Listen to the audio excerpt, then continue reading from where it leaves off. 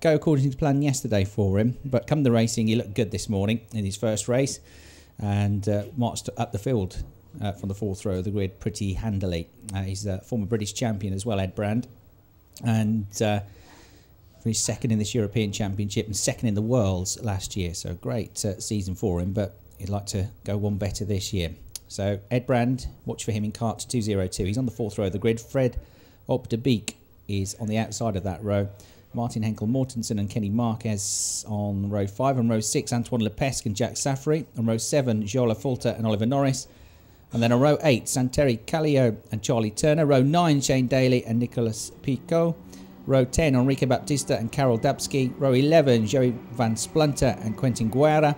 On row 12, Jeremy Lesoudier and Orayo Haruka, who struggled a bit in the first race, his first race of the day by his standards. Massimo Assetto, and all the way from Australia, James Macken on row 13. On row 14, Audrey Ertenko and Alessandro Trombelli. On row 15, Amir Hassan, Cecile Martini. On row 16, Alberto Lagala and Anastasi Tairuni. And Andrea Zemin should be the last man on the grid. 35th position and alone on row 17. So a short lunch break, a chance for the very hard-working marshals here and, of course, the officials from RGMMC to have a bit of a breather after what's been a busy few days for them. And thanks to the marshals all the way around the circuit for doing sterling job in not particularly spring-like conditions today. It's a bit warmer than it was yesterday, Ken, but it's still pretty chilly out there in the air. But the main thing, I suppose, for all of us is that it looks like it's going to be a dry day today. Well, absolutely, Chris. And I have to say, whatever the weather might have been in terms of casual walking around, casual spectating, the racing this morning and certainly the finale to our last race before the break, that was enough to quicken the pulse and raise the temperature a little. I think it has just briefly raised the temperature in the paddock as well, but hey, that's racing, it's part of it. One or two people just need to say their piece to one or two other people, but in the final analysis, hey, we're all racers, we understand the way it is, and may it be that way. We wouldn't want to watch boring processions, and as they come to close up at the end of the second of the formation lap, we're underway very shortly.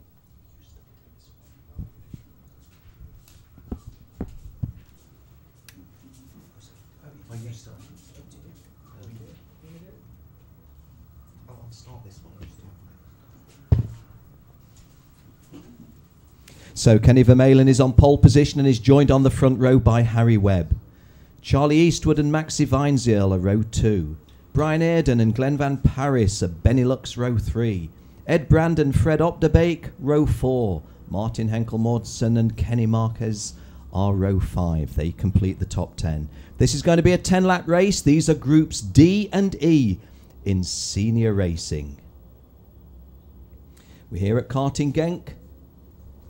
We're about 5 seconds from the start of the afternoon racing. Here we go.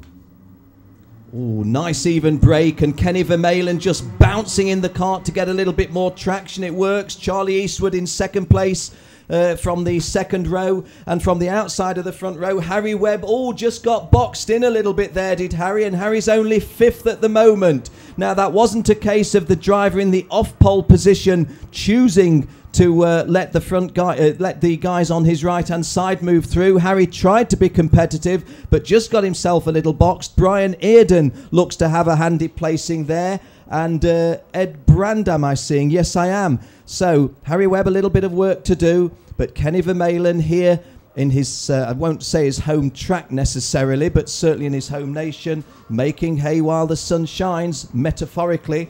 But he's only got a slight challenge on him, Chris. It's only the world #1 behind him. Yeah, no pressure at all. Easy going.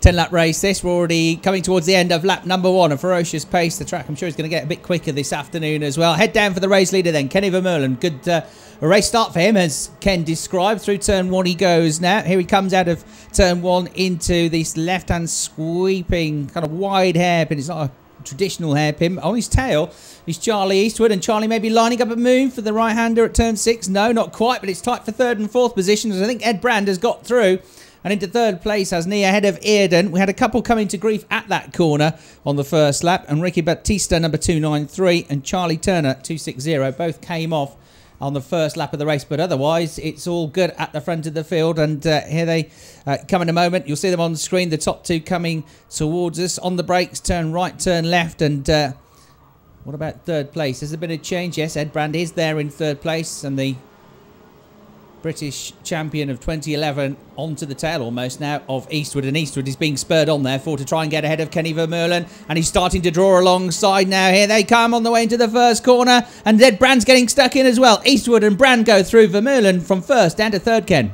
Well, Chris, it's something you said earlier today in commentary, and it's happened again. I believe that Charlie Eastwood was as much... and there goes the third to second retrade of places, but retrade back, as it were. I think Charlie Eastwood was as much motivated to make the attempted pass in thinking, look, I'm not going to be able to defend this second place from where I am boxed in. May as well give it a go. And sure enough, he was able to ease past the Belgian, Kenny Vermeulen. Not just ease past him, but about 4 kart lengths between him. And of course, Ed Brand getting himself well into the mix. One of these days, Ed Brand is going to explode and absolutely go through the card because he's that good. Is capable of doing it. So many little things have just niggled at Ed Brand to hold him back. He looks over his right shoulder. He's not close enough by far to attempt a challenge on Charlie Eastwood. But as we come round to the, what shall we say, the approach to the left-hander, the link straight that then goes onto the hairpin onto the freeway straight, Charlie Eastwood is being tracked by Ed Brand, little bit of a gap, Kenny Vermeulen, Harry Webb and Henkel Mortensen in 5th place. Yeah, Webb up to third now. He's got ahead of Vermeulen and he's been released. He's absolutely flying away from the Belgian driver and beginning to catch up to the top two now, to the Irishman and to the Brit in second place. So Harry Webb, who got just had to see a little bit on the first lap, back in it now, very much so.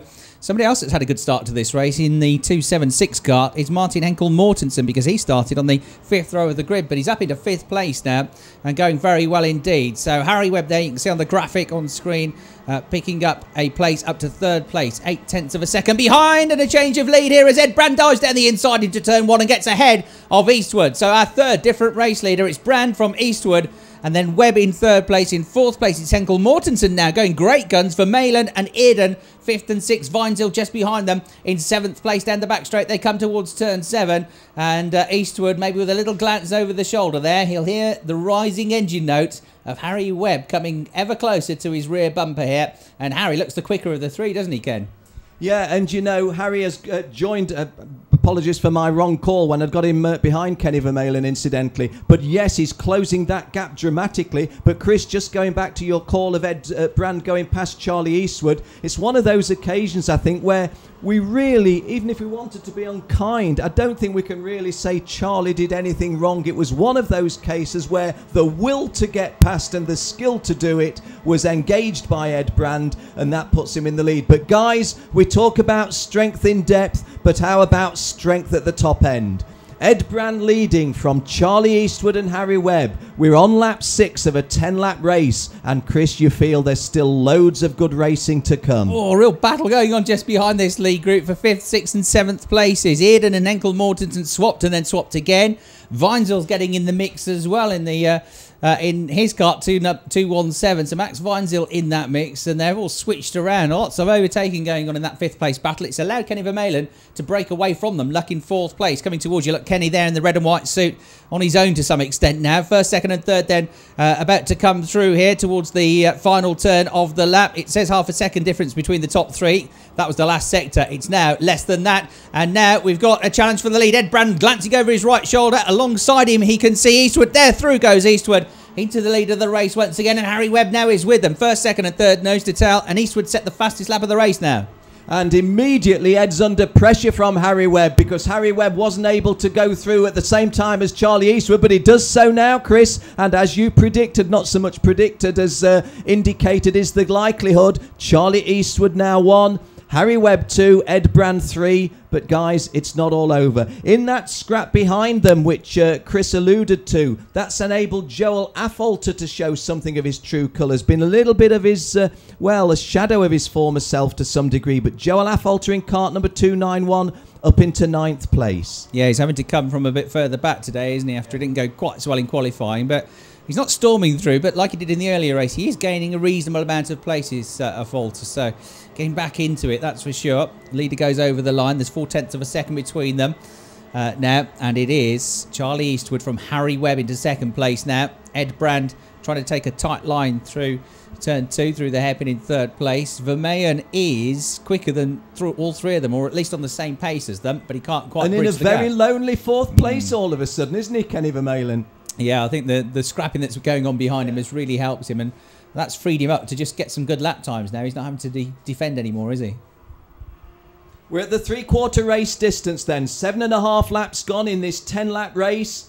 Charlie Eastwood, the world number 1, already qualified for this year's Rotax World Final by virtue of winning the Florida Winter Tour, coming here to the Rotax Euro Challenge, his preferred international racing base, he tells me.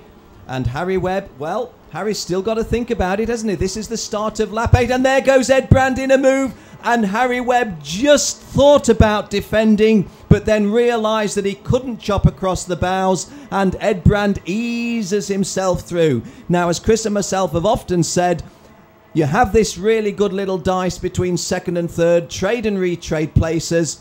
There's 2 beneficiaries. 1 is us, the spectators, and 2, the guy in front. And Charlie Eastwood says, fine, you guys just have your own battle. I'll just take another cart length out of both of you. We're coming towards the end of lap 8. The end of lap 9. One of the best drivers through the field has been Shane Daly, because he started 18th on the grid. And he's up to 6th position now, Shane Daly, going really well. So the British driver having a good run here. He's getting into the mix with a couple ahead of him as well. He couldn't get any higher than 5th, but he might well get up into 5th place. And he's right onto the rear bumper now of the 5th place driver as they go over the start-finish line. It's Henkel Mortensen, I think, that he's gone onto the tail of. And look at that, 5th, 6th, 7th, 8th, 9th and 10th all running together. There they are through your screen.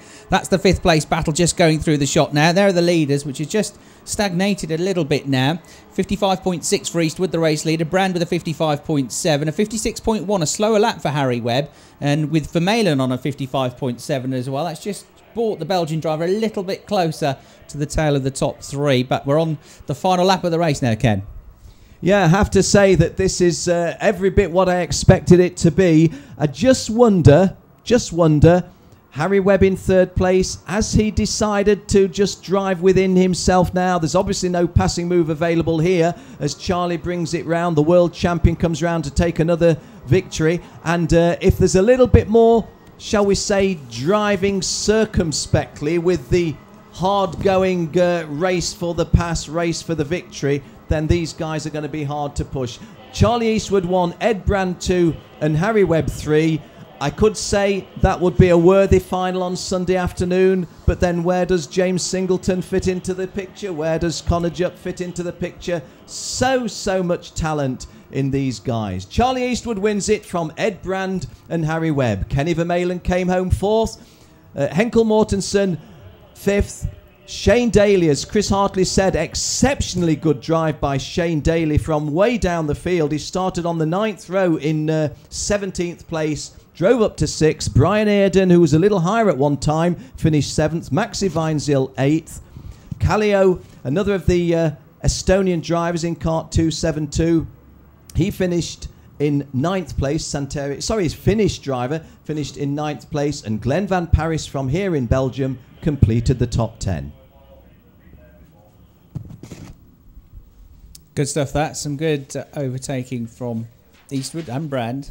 And Webb coming back at them toward the end of the race. And although he wasn't really with them in the second half of the race, Vermeulen was on the very similar pace to them. There's the results of the top 17 on screen. The first half of the field, Henkel, Mortensen, Daly with that great drive from 18th.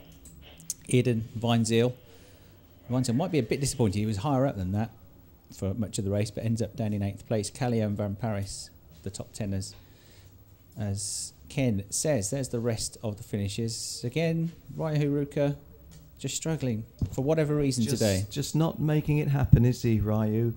He raced, I thought, below his best capabilities in the Winter Cup, and just not quite happening for the amiable Japanese guy. Yeah, James Macken, an Australian, then in 29th place. A couple of non-starters for the Gold Kart Racing team who just felt they couldn't be competitive enough this weekend and pulled out late last night of the meeting with their drivers, so they've headed back home to Italy.